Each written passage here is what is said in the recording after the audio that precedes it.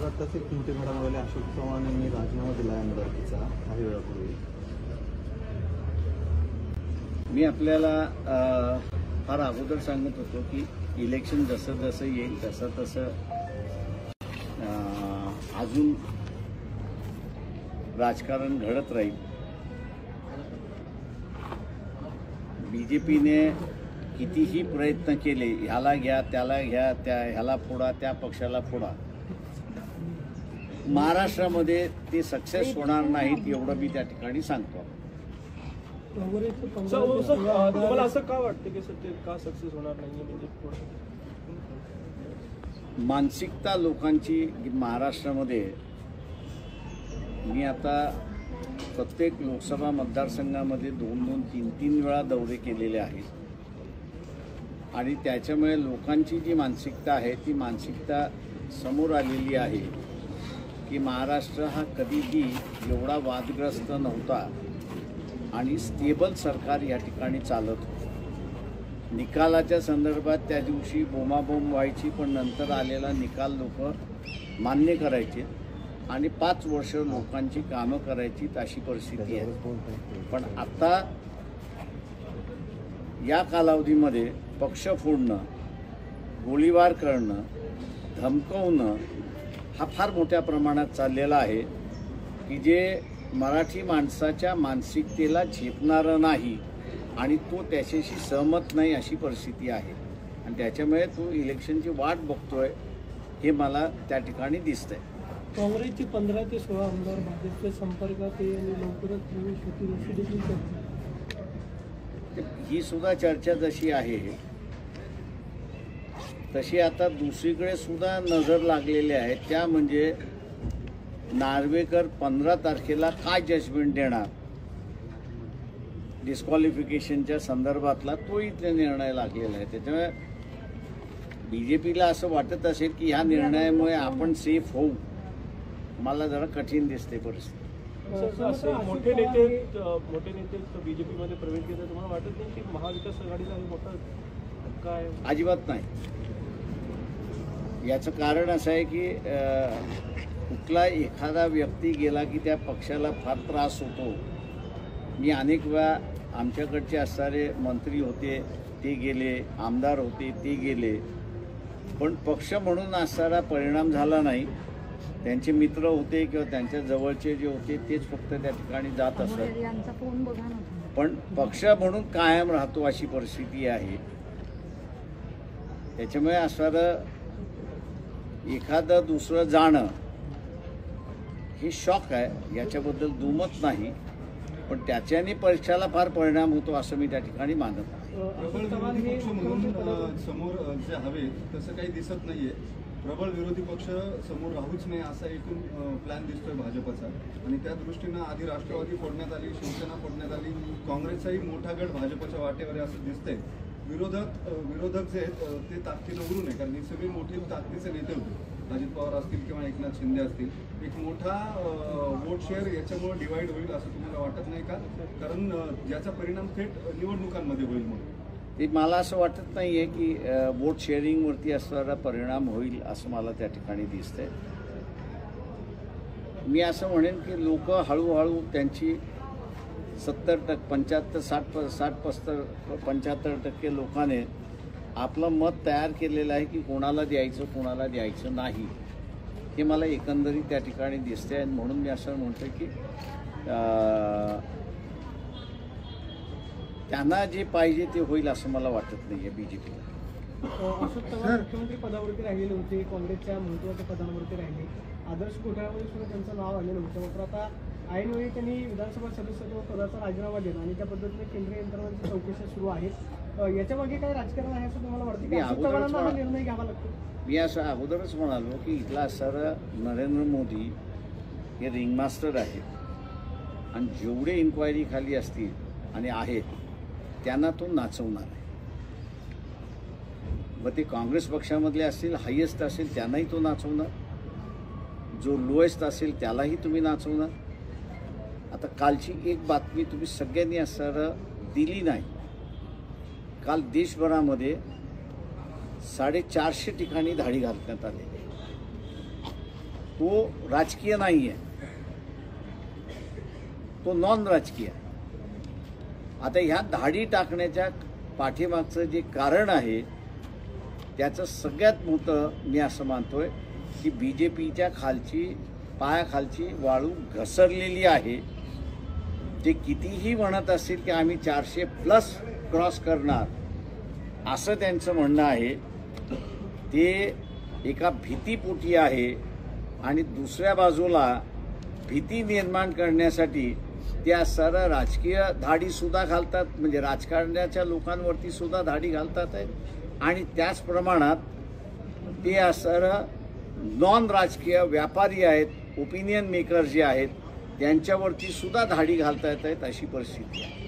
काँग्रेस पक्षाची पडझड होताना तुम्ही आता एक त्यांचे महाविकास आघाडीतले सहकारी म्हणून तुमची काँग्रेसला कशी मदत होऊ शकते? आगामी लोकसभा निवडणुका तोंडावरती आहेत. रमेश चेन्नीताला 2 दिवसापूर्वी मुंबईमध्ये आलेले होते, असं म्हटलं की तुमच्याशी सुद्धा सविस्तर त्यांचं बोलणं झालेलं आहे. काय नेमकं जागा वाटपाच्या नाही, माझं बोलणं कोणाशीच झालेलं नाही. कारण का जे काही ठरलेलं आहे त्या प्रमाणात आराखडा आपण पहिल्यांदा तयार करू आणि त्याच्यानंतर बोलणी तयार करू. मला असं कळतंय की मागच्या 2 दिवसामध्ये काँग्रेस आणि शिवसेना यांच्यामधली असणारी बोलणी झालेली आहे, तर फार चांगली गोष्ट मी त्या ठिकाणी मानतो. त्यांचं काय ठरलंय ते अजून आम्हाला कळलेलं नाही, पण मी अपेक्षा असं धरून चाललेलो आहे की एकंदरीत परिस्थिती पाहता सीट शेअरिंगचा जो आहे तो हे अजून आयाराम गयाराम होण्याची शक्यता आहे. त्याच्यामुळे हे एकदा आयाराम गयाराम गेले की खऱ्या अर्थाने मग चर्चेला सुरुवात होईल असं मी त्या ठिकाणी मानतो. सर, निखिल वागळे यांना पुण्यातील रस्त्यावरती 4 ठिकाणी मारहाण करण्यात आली. भाजपच्या वतीने सगळी त्यांची गाडीची तोडफोड करण्यात आली होती.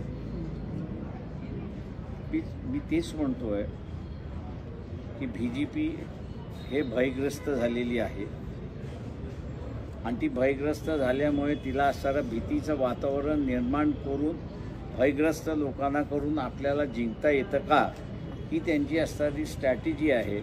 आणि मग सिलेक्टिव्हली त्यांनी असणारं अटॅक करायला सुरुवात केली. मी जसं म्हटलं राजकीय नेते आहेत त्यांच्यावरती धाडी, त्याच्यानंतर जे व्यापारी आपले ऐकत नाही त्यांच्यावरती धाडी, त्याच्यानंतर जे ओपिनियन मेकर्स आहेत त्यांच्यावरती असणाऱ्या धाडी सुरुवात झालेल्या आहेत. आम्ही सर्वसामान्य माणसाला विचारतोय की तुम्हाला हे अपेक्षित आहे का? धाडी घालण्याबद्दल कोणाचाही आक्षेप नाही, पण धाडी घातल्यानंतर तुम्ही एखादी तरी केस कोर्टात घेऊन गेलाय का आणि ती कन्व्हिक्शन केली आहे का याचं असणारं उत्तर द्यावं. अजूनही एकही केस ते कोर्टात घेऊन गेलेले नाहीत आणि त्यांनी कन्व्हिक्शन करून घेतलेलं नाही. त्याचाच अर्थ की हे जे धाडी जे आहेत हे धाडी एक भीती घालण्यासाठी वापरलेलं यंत्र असं त्या ठिकाणी आम्ही मानतो.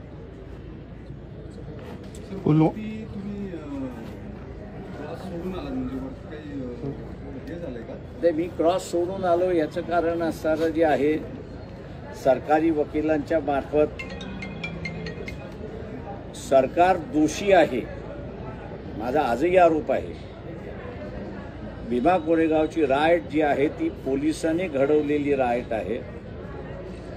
त्याच्याचबरोबर जी नावं त्यावेळेस घेतलेली आहेत त्यांनी घडवलेली आहेत आणि आता कमिशनच्या समोर डायव्हर्ट करण्याचा भाग त्या ठिकाणी चाललेला आहे आणि ते माझ्या तोंडून वधवून घ्यायचं त्या ठिकाणी चाललं होतं. आणि म्हणून मी कमिशनला म्हटलं की मला जेवढी माहिती द्यायची होती तेवढी माहिती मी दिली, मी आता क्विट करतो. त्याच्यामुळे क्विट केले कमिशन. रिटर्न आर्ग्युमेंट काही तुम्ही सबमिट करणार आहात का? नाही, मी रिटर्न आर्ग्युमेंट्स मी कधीच असं मी पहिल्यांदा ह्या कमिशन ज्यावेळेस ज्युडिशियल पॉवर्स ह्या कमिशनला दिले नाहीत त्याच वेळेस मी असणारं ह्या कमिशनसमोर उभं राहायचं नाही ठरवलं. परंतु कमिशननी ज्यावेळेस समन्स केला त्यावेळेस एक नागरिक म्हणून आपण असणारं उभं राहिलं पाहिजे.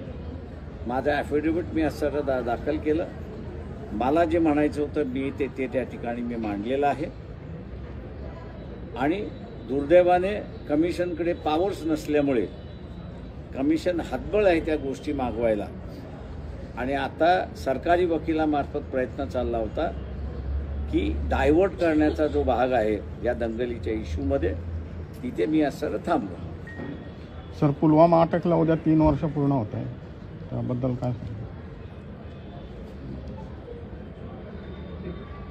पुलवामाच्या संदर्भात सुद्धा मी एवढंच म्हणेन की कॉन्वॉय हा जो जातो, हा कॉन्वॉय नेहमी 10 गाड्यांच्या वरती जात नाही. यूपीमध्ये आम्ही 90 साली फिरायचो त्यावेळेस संध्याकाळ झालं की आम्हाला कॉन्वॉय शिवाय हालता येत नव्हतं. 10 गाड्यांचा कॉन्वॉय त्या ठिकाणी असायचा. आम्ही पोलिसांना ज्यावेळेस विचारलं 10 गाड्यांचा कॉन्वॉय का, तर ते म्हटले 11वी गाडी आमच्या रेंजमध्ये येत नाही. त्याच्यामुळे अटॅक होण्याच्या वेळेस जो सिक्युरिटी गार्ड आहे त्याची गोळी पोचली पाहिजे, म्हणून पाठीमागचा आणि पुढचा हा जो गार्ड आहे त्याच्या रेंजमध्ये तुम्ही असलं पाहिजेत, आणि म्हणून 10चा असणारा कॉन्वे आहे. मला वाटतं आपण कुठल्या तरी रिटायर्ड मिलिटरीमॅनला बोलवून 80चा कॉन्वॉय होतो का याचा आपण असणारं विचारावं, आणि तिथे खऱ्या अर्थाने आपल्याला असणारं उत्तर मिळेल की 80 का त्या ठिकाणी सापडल्या. जे गेले सोल्जर्स त्यांना आपण सगळ्यांनी असणारा श्रद्धांजली वाहिलेली आहे, परंतु पुन्हा ही घटना घडणार नाही याची दक्षता आपल्याला घ्यावी लागणार. थँक्यू. थँक्यू. सर, नाम हे घ्या.